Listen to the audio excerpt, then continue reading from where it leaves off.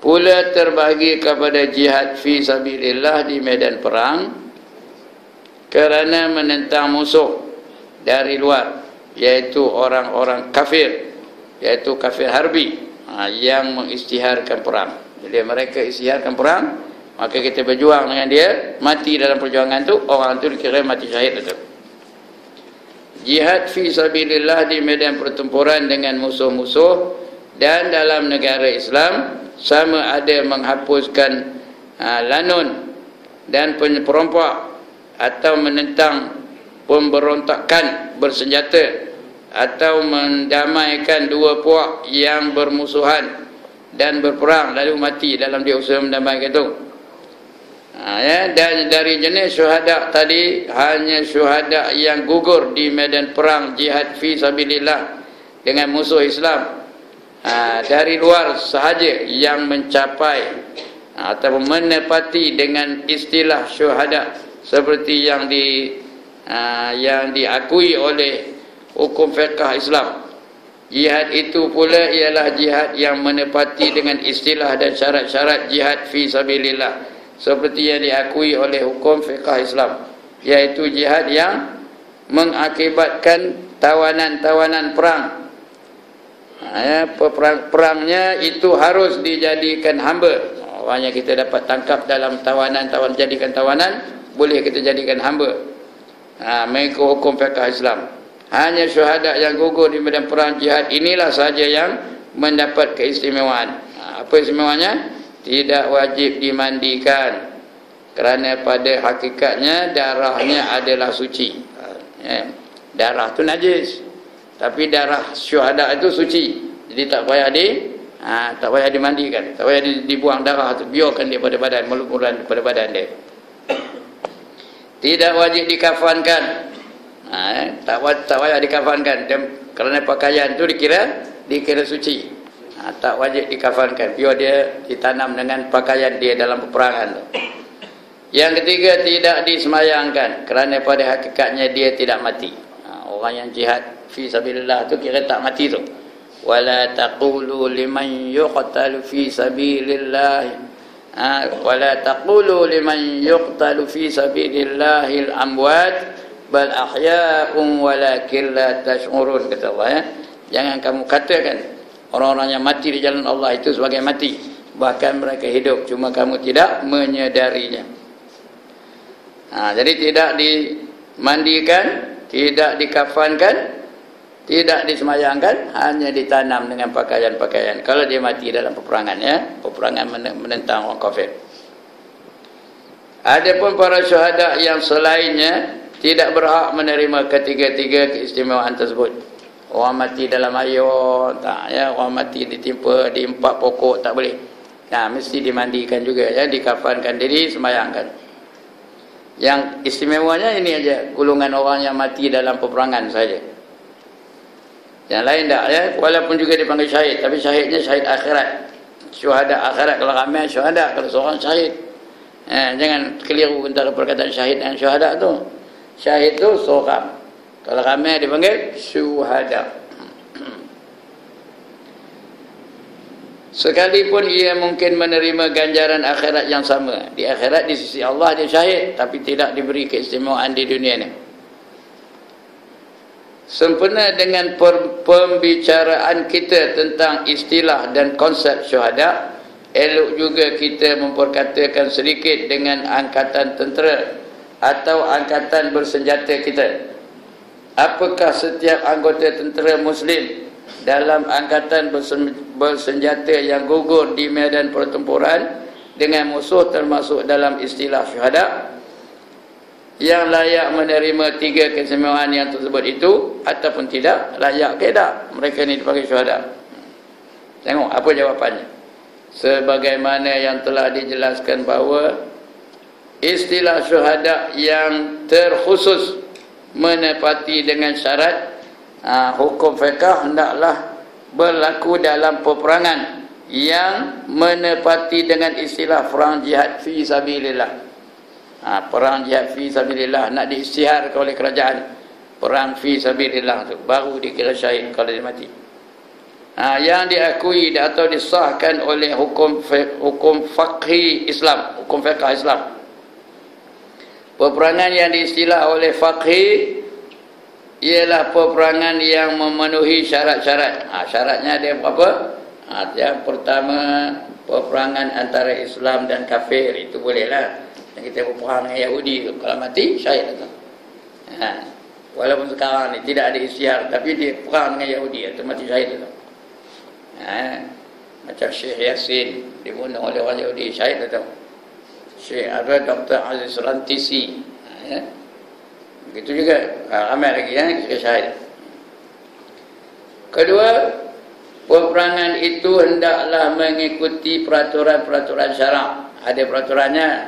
Orang tengah sembahyang di berhala masing-masing jangan dibunuh. Atau perempuan jangan dibunuh, kanak-kanak jangan dibunuh. Itu perang yang ada syarat dia tu. Yang itu dikatakan perang fi sabilillah. Ketiga, peperangan itu hendaklah diisytiharkan oleh ketua negara Islam atau yang mengambil tempatnya. Nak diisytiharkan perang fi sabilillah itu oleh ketua negara. Ketua negara itu mesti ketua negara Islam, ya.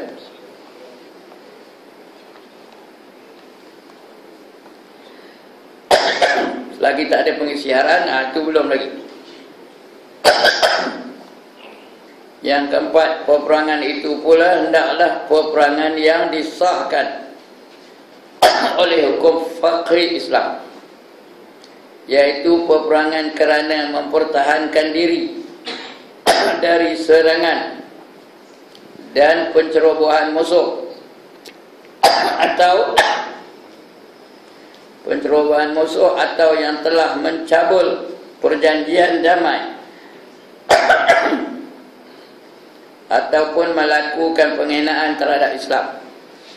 Kalau ada orang-orang yang menghina Islam, dia berperang dengan kita, maka layaklah kita berperang dengan dia balik, ya. Kalau mati dikira syahid itu. Kalau tidak, belum lagi, ya. Kalau tidak, tak ada dikira syahid lagi. Dia mati itu baru dikira syahid kalau dia berperang menegakkan hukum Islam.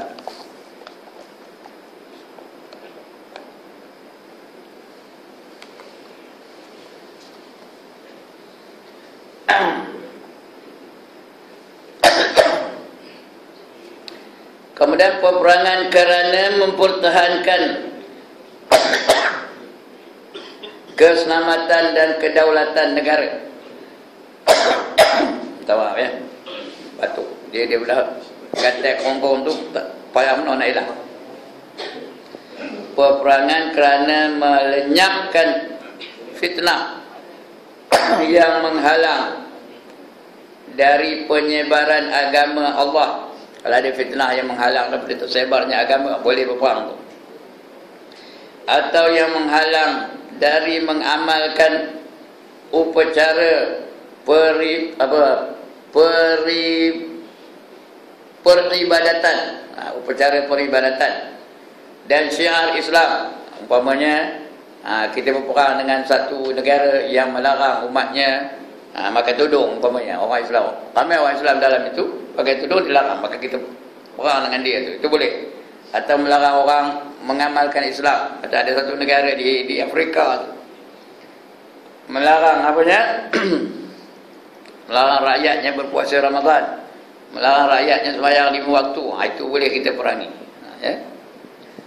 Macam negara Nigeria tu, betul tu. Berperang, lari daripada bunuh. Sekali dibunuh dari orang Islam, tahu berapa orang? 2,000. Sekali bunuhnya 2,000 umat Islam, tahu? Itu jenis-jenis itu bolehlah kita berperang dengan dia.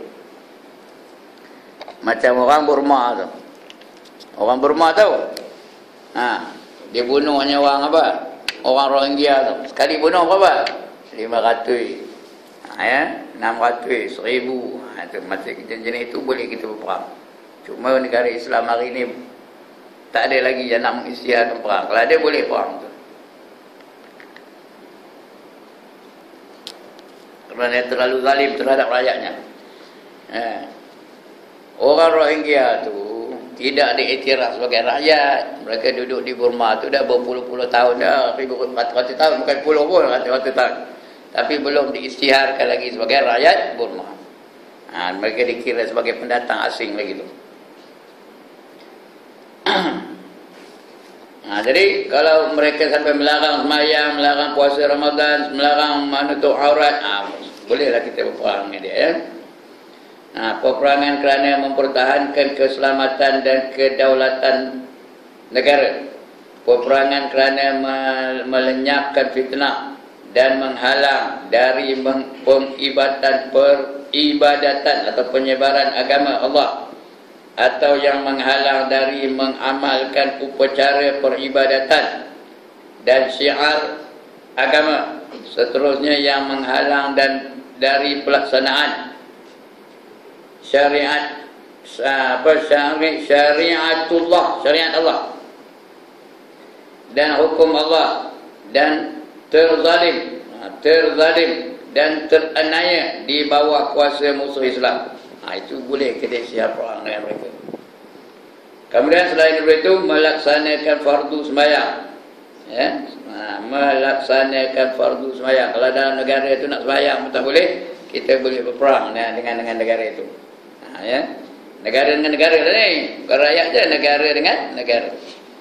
Kerana kita nak menyebarkan agama Islam.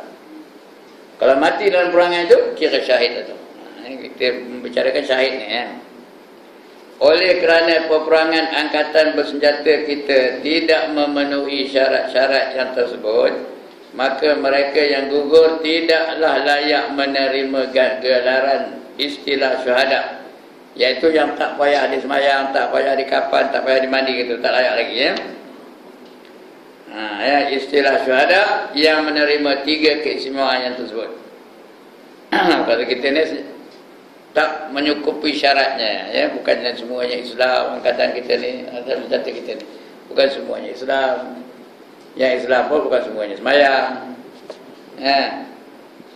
Mana yang ramai semayang ke ramai dengan wayang? Tak payah jawab lah, tak payah jawab, ya. Jadi dah tak cukup syarat. Tetapi ini tidak pula berarti bahawa ia tidak ada kemungkinan untuk mendapatkan ganjaran pahala dalam jihad fi sabilillah, walaupun tak layak menerima keistimewaan, tak payah dikapan, tak payah dimandikan, tak payah disembayangkan. Jadi mereka itu di sisi Allah belum kita tahu lagi. Jangan kita cap mereka itu bukan syahid. Mungkin mereka itu syahid, dapat pahala. Cuma di dunia ni kita tidak beri dia keistimewaan seperti syuhada yang diiktiraf, ya. Di sisi Allah mungkin dia syuhada juga. Jika seorang prajurit dalam tentera itu seorang Muslim dan mukmin, patuh kepada kewajipan agama, terutama sembahyang, ikhlas dalam menjalankan tugas ketenteraan sebagai pengabdian kepada Allah. Dia masuk jadi tentera itu sebagai pengabdian kepada Allah. Dia hanya tunduk kepada Allah Taala saja. Dalam menjalankan tugas ketenteraan sebagai pengabdian kepada Allah, iaitu kerana Allah, kerana keredaan Allah. Tugas perjuangannya ialah menentang komunis. Contohnya, komunis itu memang dia anti agama. Jadi dia mempertahankan agama. Dia berjuang kerana agama. Kerana komunis itu dia tandakkan agama. Agama itu adalah sebagai candu, kata dia. Orang komunis. Kata dia, Karl Marx. Kenal Karl Marx? Dia mengarang kitab namanya Das Kapital. Bukannya kitab, buku lah. Buku dia namanya Das Kapital. Membicarakan tentang komunisme. Kemudian diikuti oleh Stalin. Diikuti oleh sebelum itu Lenin, Stalin. Sampai kepada Khrushchev. Akhirnya Khrushchev. Mereka itu komunis. Memang menentang. Mereka itu, bagi mereka agama itu adalah satu penyakit. Jadi menentang mereka itu hukumnya wajib, ya. Kita wajib menentang mereka kerana mereka tak percayakan Allah. Itu menentang komunis. Menentang pengganas. Komunis itu memang pengganas juga. Dan penderhaka dan penentang penceroboh yang mengancam akidah dan agama, mengancam kedaulatan negara dan berasaskan undang-undang Islam. Menentang kedaulatan negara yang berasaskan undang-undang Islam. Macam Brunei itu umpamanya, orang menentang, maka layak ada di perang.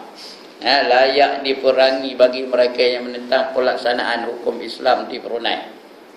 Kalau mati dalam perangan itu dapat syahid kategori yang pertama tadi.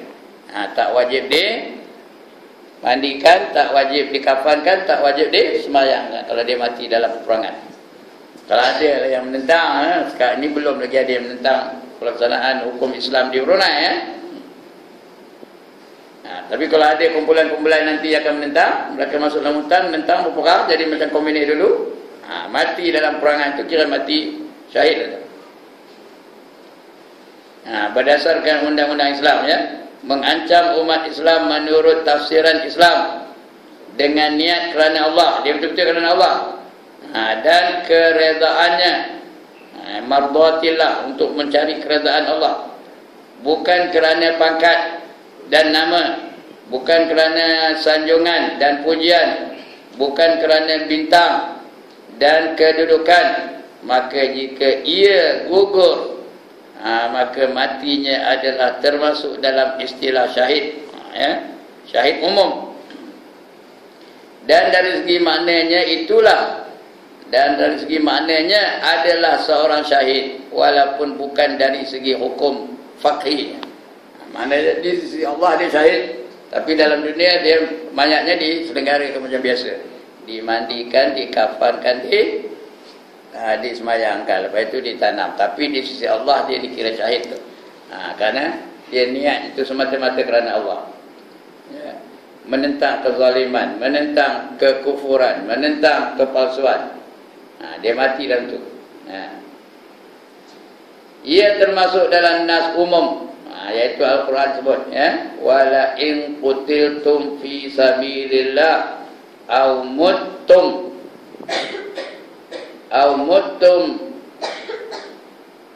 la maghfiratum minallahi wa rahmah khairum mimma yajma'un. Demi sesungguhnya jika kamu terbunuh pada jalan Allah dalam perang sabil, kamu mati, kamu mati biasa, mati itu mati biasa,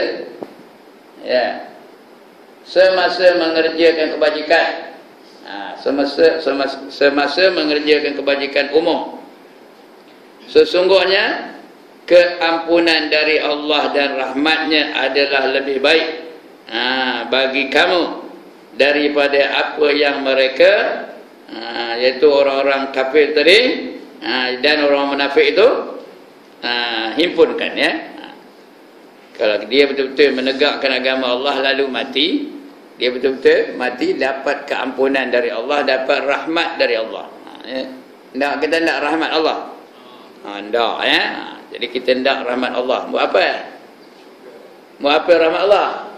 Melayakkan masuk ke dalam syurga. Mula-mula dia ampunkan dosa, lepas tu dia beri rahmat pula. Layak ke tak layak masuk syurga? Layak lah. Bila layak masuk syurga, masuklah dalam syurga. Kalau Allah tak bagi rahmat, tak adalah dapat masuk syurga. Sebab itu kita kena cari rahmat Allah Ta'ala. Di antaranya berjuang di jalan Allah. Innal ladzina amanu wal ladzina hajaru wa jahadu fi sabilillah ulaika yarjuna rahmatullah, kata Allah. Wallahu ghafurur rahim. Sesungguhnya orang-orang yang beriman dan orang-orang yang berhijrah dan orang-orang yang berjuang di jalan Allah, mereka itulah orang-orang yang berharap untuk mendapat rahmat dari Allah Ta'ala. Kalau tidak akan rahmat Allah, ada tiga perkara. Pertama, iman kena betul, akidah kena betul. Yang kedua, kena berhijrah. Hijrah itu artinya kembali kepada peraturan hidup Islam. Everything you do must be Islamic. Itu namanya hijrah. Bukan hijrah badan. Hijrah tu reti asalnya pindah. Jadi balikkan gulung 3 bantai, pindah ke kampung. Tak payah. Tak payahlah pergi ke kampung. Kampung pun ramai orang, tak muat dah. Jadi apa nak buat? Kembali kepada Islam. Ekonomi Islam, akhlak Islam, pendidikan Islam, keluarga Islam, pakaian Islam, Apa lagi? Perniagaan Islam, kenuri kenara Islam, apa saja hiburan Islam, sokan Islam. Kalau semuanya Islam itu namanya hijrah tu. Kemudian kena berjuang di jalan Allah.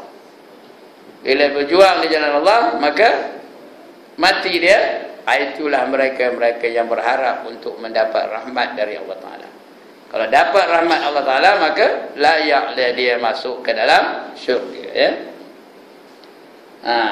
Yang tadi apa katanya? Demi sesungguhnya jika kamu terbunuh di jalan Allah dalam perang sabil, atau kamu mati biasa semasa mengerjakan kebajikan umum, dia mati punya biasa tapi tengah buat baik, berarti tengah buat beramal soleh, Allah janji dah, ya, nak masuk syurga. Wallazina amanu wa amilus solihat, dan mereka-mereka yang beriman dan beramal soleh, ulaika ashabul jannah, mereka itulah yang menjadi ahli-ahli syurga.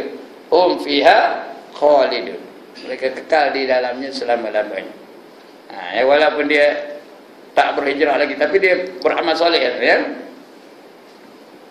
Jadi itu semasa mengerjakan kebajikan umum, sesungguhnya keampunan dari Allah. Allah bagi keampunan, Allah janjikan keampunan. Kalau dah Allah ampun, tak ada dosa lah. Orang masuk syurga tak ada dosa, dia berlayak. Keampunan dari Allah dan rahmatnya adalah lebih baik. Dapat rahmat Allah itulah yang best sekali, yang baik sekali. Bagi kamu itu yang kita minta tu. Rabbighfirli warhamni. Apa itu warhamni? Rahmatilah aku. Rabbighfirli, ampunkanlah aku.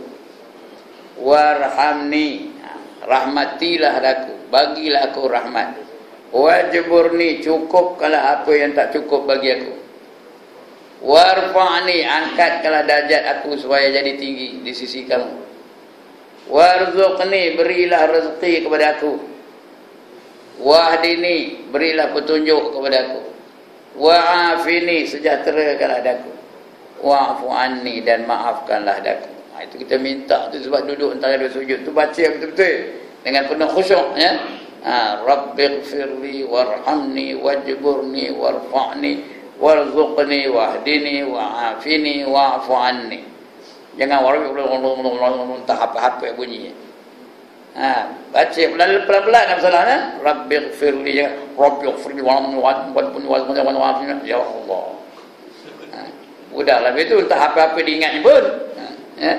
Tengah macam Rabbighfirli warhamni wajburni warfa'ni, tak apa diingatnya. Dia diingatnya, oh apa hal malam pelantan dengan perak siapa menang kau. Ya itu ingat. Mana nak untung? Sebab Allah kata qad aflahal mu'minun allazina hum fi salatihim khashi'un. Beruntunglah orang-orang yang beriman yang mereka itu khusyuk di dalam sembahyang mereka. Baru untung, kalau tidak mana dapat. Okey. Maka dia dapat rahmat dari Allah, dapat keampunan, dapat rahmat dari Allah. Itu lebih baik bagi kamu daripada yang daripada yang lain-lain itu. Adalah lebih baik bagi kamu daripada apa yang mereka, iaitu orang kafir munafik itu himpunkan. Mereka rosakkan negara kita ni, dihimpunkan harta kita. Itu tak ada baik. Yang baik ialah keampunan dari Allah Ta'ala dan rahmat dari Allah Ta'ala. Atau dalam nas lain, nas umum hadis, wa man qutila fi sabilillah fa huwa syahid wa man mata fi sabilillah fa huwa syahid. Ini terang dan nyata. Siapa terbunuh di dalam jalan Allah, maka dia adalah syahid. Siapa mati di jalan Allah, maka dia adalah syahid juga namanya. Ini hadis yang di di dalam Riyadhus Salihin hadis itu, ya. Syahid pertama dan syahid besar. Syahid pertama ialah syahid besar, syahid di jalan Allah tadi, ya. Itu syahid besar. Syahid kubra namanya. Atau syahid khusus. Khusus itu khas, tertentu, yang diakui oleh hukum faqih Islam. Hukum syarak mengakuinya itu sebagai syahid. Yang menatijahkan, arti menatijahkan itu menghasilkan tidak wajib mandi, kafan, dan sembahyang. Tak payah mandi, tak payah kafan, tak payah sembahyang. Ditanamkan dengan pakaian dia tengah perang tu. Setiap syahid kedua, tetapi syahid kedua iaitu syahid kecil. Macam kejap ni tuan-tuan, kalau ada lah yang mati kejap ni, syahid ni tahu. Siapa tak angkat tangan? Siapa tak mati kejap ni angkat tangan? Siapa tak ada? Ada seorang tak. Orang dalam tu tak tak? Tak nak. Kalau mati kejap ni syahid tahu. Man kharaja min baitihi fi talabil ilmi fahuwa fi sabilillahi hatta yarji'. Barang siapa keluar dari rumahnya dengan tujuan untuk menuntut ilmu, maka dia sentiasa berada di jalan Allah sehinggalah dia balik ke rumahnya. Bila dia kembali ke rumahnya, tak ada lagi habis. Jadi maknanya di kita dalam surau ni, kalau ada salah seorang kita yang mati, syahid, tak sempat balik. Saya lagi jauh, nak tahu kan balik kan, tuan-tuan ni masuk dalam parit, entokah mati. Apa habar Haji Ibrahim, udah qalu kata dia, dia mati. Tapi syahid lah tu. Syahid terus dapat masuk syurga. Tapi tanya mati tak nak mati. Nak ke syurga kena mati dulu, tak mana dapat syurga. Baik. Jadi tetapi syahid kedua ialah syahid kecil. Dia bukan syahid besar. Bukannya tak payah disemayangkan, tak payah dikapankan, tak payah dimandikan. Kena dimandikan, kena dikapankan, kena disemayangkan. Syahid kecil atau syahid yang umum yang menatijahkan wajib mandi, kafan dan semayang. Kemudian kita baca sikit lagi tuan-tuan dan puan-puan. Ganjaran dan kelebihan para syuhada yang gugur di medan jihad fi sabilillah. As-syuhada dengan erti gugur syahid di medan perang fi sabilillah adalah satu kehormatan dan kemuliaan yang tinggi dari Allah Subhanahu wa taala atas hamba-Nya. Yang paling tinggi mati ialah mati syahid, gugur dalam peperangan menentang kufar, menentang orang kafir. Itu paling tinggi di sisi Allah taala. Atas hamba-Nya. Hakikat ini dapat dirasakan dari sepotong ayat.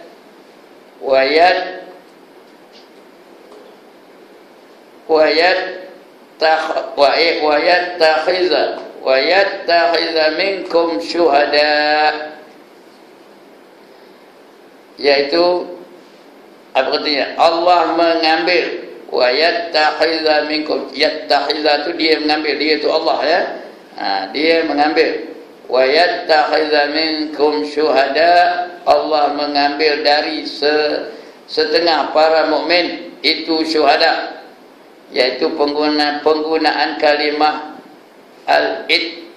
al-ittikhad, apa namanya?